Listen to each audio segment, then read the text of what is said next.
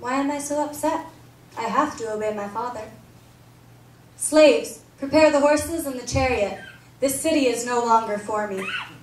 Every man was hurrying about, and quicker than you could say it, we'd drawn up the harnessed horses beside the young lord. He took hold of the reins from the chariot rail. He climbed into the chariot stand. He unfolded his hands, and he addressed the gods. Zeus! May I be no more if I am a bad man, but whether I'm alive or dead, may my father come to understand that he dishonors me. With that, he took up the whip and laid into the horses. Us servants, down beside the chariot and the bridles, followed the young master along the road that leads towards Argos and Epidaurus. When we'd reached no man's land, there's a point beyond this place, lying by the Saronic Sea, and there some sound from the earth, like the thunder of Zeus, let loose a heavy roar, horrible to hear.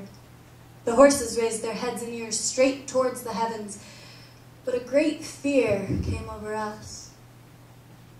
Where did this voice come from? We turned our eyes towards the raging seashore and saw a huge wave fixed in the sky. It blotted out the headlands of Skyron. It hit the Isthmus and the rock of Asclepios, and then it swelled and frothed about all around with foam with the roaring sea. It rushed in towards the shore where the four-horse chariot was, and with that mass, the third big swell, the wave let loose a bull, a savage wonder. The sound of its roar filled up the whole earth, and the earth echoed back in return. The sight was too much. A terrible fear came over the horses, and the young lord, so used to the ways of horses, picks up the reins and pulls. Just as a sailor pulls the oar, he leans his body back by the straps, and they, taking the fire-forged bit between the teeth, carry him against his will. They don't care about the shipmaster's hands, or the horse bonds, or the close-joined chariot, and if he, holding the helm, directs the course towards stoneless ground, the bull appears out of nowhere and turns them back, driving the four-horse chariot mad with fear. With minds raging, they veered towards the rocks, and the bull, drawing silently near, followed, until it knocked the chariot over, driving the chariot wheel against a rock.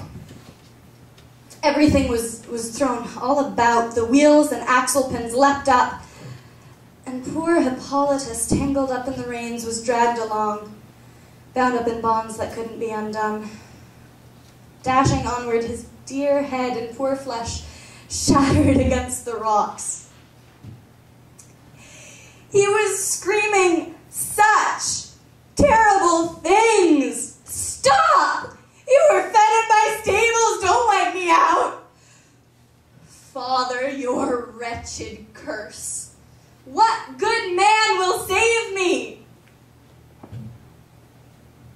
Many of us wanted to, but we were left far behind by late feet. Somehow he got loose from the bonds, the leather straps. I don't know how. He fell, still breathing, with a bit of life left. The horses disappeared, and so did the bull. That terrible wonder. I don't know where. True. I'm a slave of your house, Lord. But I'll never be able to believe that your child is a bad man. Not if the whole race of women should hang themselves. Not if they scrawl accusations over every tree on Mount Ida. I know he is a good man. Aye. One disaster compounded with new evils, and there's no relief from the fate which must be. Out of hatred for him, the one who suffered these things, I enjoyed your speech. But now, out of respect for the gods and for him, Because he is my son, I take neither pleasure nor pain in these evils. And what now? Do you want us to bring him in? What do you want us to do? Think about it. But take my advice. Don't be harsh to your poor son. Bring him in. I want to see the look on his face. He denied he polluted my marriage bed, but I'll disprove him with words and with misfortune sent by the gods themselves. Hippolytus, you lead the rigid hearts of gods and men. And with you the one with swift multicolored wings. Eros flies about over the earth in the roaring salty seas. Peace, heave, winged and gold shining, and chance whatever maddened heart he stirs up. Mountain-bred young or the ones from the sea. Whatever the earth rears. Whatever the burning sun looks on. And men too. You alone, Hippolytus, full of royal honor of Roman peace.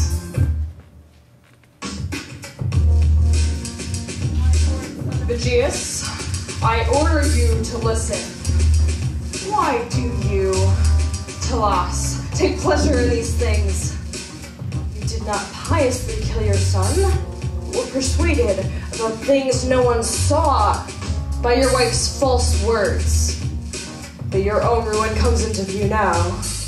Go on, hide your body, ashamed, under the earth in Tartarus, for there's no share of life among good men for you.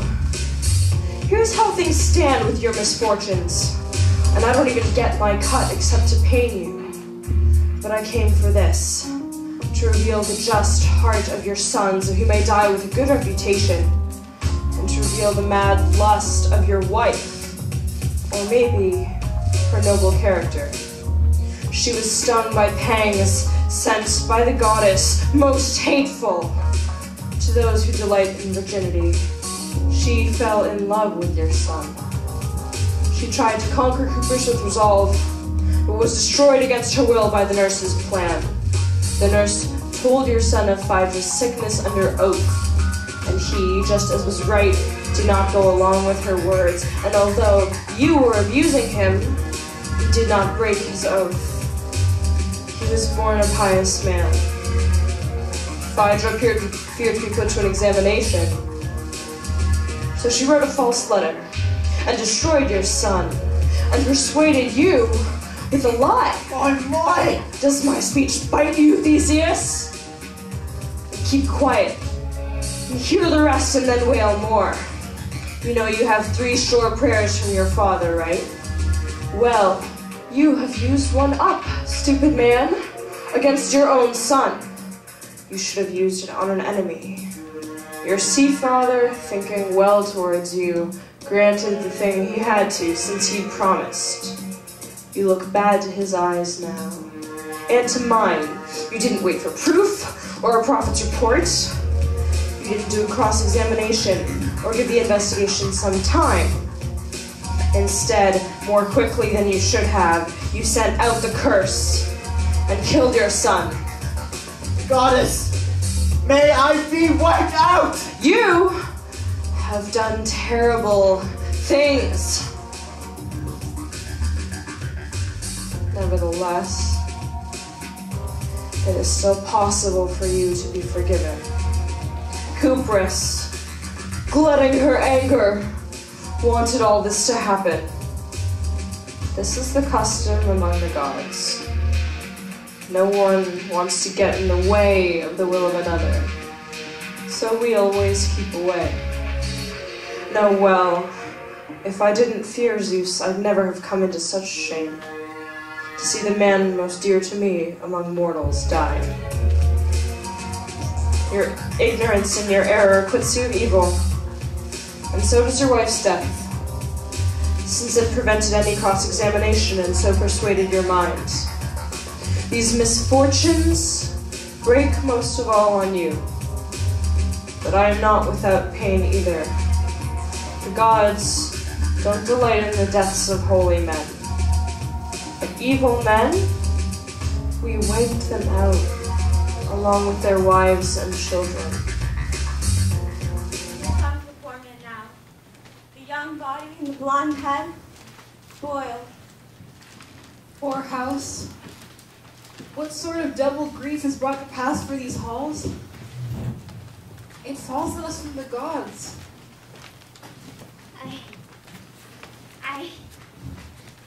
Justina, I'm undone by an unjust prayer from an unjust father. Alas, I'm destroyed. Pain rips through my head. Convulsions rattle my brain. Stop. Stop. Let me rest my body. Hated horses, fed from this hand. You destroyed me. Killed me. Bound and a god slave, gently with my mangled body. Who's there? Who's standing on the right? Careful now. Lift me up. Me, this poor man, cursed by his father's errors. Zeus, you see these things. I am a good, God-fearing man. I eclipse all in my chastity. I'm going to Hades. My life utterly destroyed. I've worked hard at pious labors for men, all in vain. Now the pain comes at me. Let go of me, Kalani. Let thy healer, death, come fetch me. Destroy me. I long for a two-edged knife to sever and lay out my life to sleep. Oh, the disastrous curse of my father. Some bloody, inbred evil comes forth from old forefathers. Didn't wait. Came after me. Why? When I have done nothing wrong. What can I say? How can I release my life from the pain of this ruin? If only the dark necessity of night. If only Hades would let me sleep. Poor man, you are yoked to such great evils. Your mind's nobility has destroyed you. Yeah. Divine breath. As unfortunate as I am, I feel you're close. My body is lightened. Goddess Artemis is here. Simon, yes, it is your dearest goddess. You see me, mistress, as I am, suffering. I do, but it is not right for a tear to fall from my eye. You no longer have your hunter and your servant. No, I don't. But you are dear to me, even dead. No horse keeper, no statue guard. Just as the wicked Cuprus wanted. No, I know the diamond who destroyed me. She complained of her neglected honor. She hated your self-control. I understand. The one who destroyed all three. Yes. You, your father, and his wife the third. It meant my father's misfortunes. He was deceived by God's plan. Understands. I'm sorry for this mess, Dad. I am destroyed, child. There's no joy in life for me. Your mistake. I pity you more than myself. If only I could be the corpse instead of you. Oh, my child. The bitter gifts of your father beside me. If only I had entered my mouth. Then, you would have killed me anyway, so you were so angry. The gods confused my thoughts. If only the race of men could bring a curse over the gods. Leave it alone. Even under darkness, you will not be without your due revenge against the goddess Cuprus because of your good and pious mind. I will take vengeance on the mortal she happens to love most of all with these sure arrows. And for you, Hippolytus, in exchange for these sufferings, I'll give you the greatest honors in the chosen city. Unyoked girls will cut their hair for you. Through the years, you'll reap the great grief of their tears. You'll always be the subject of poems made by maidens. You, child of Olagius, take your own child in your arms and embrace him. You did not kill him willingly. And you, Hippolytus, do not hate your father. It is your fate to be destroyed. And now, goodbye. It is not right for me to see the dead, or stain my eyes with the last breath of the dying. And I see you are close to it now. As a maiden, go joyfully. Leave our long friendship so easily. But I'll let go to feud with my father, because you ask it. I've always obeyed you. Darkness passes over my eyes. Hold me, Father. Lift my body up. Boy, my child, what are you doing to me? I'm destroying. See the gates below. You leave my hand defiled. Of course not. I free you from this murder. What did you say? You release me from this blood? Artemis, Eros pure. She's my witness. Boy, my child, so noble to your father. Thank you, Father. Goodbye. Put joy in me. I, a good, a pious man. Pray that we may have such lawful sons. Don't abandon me, son, hang on. Time for that's over then. And on.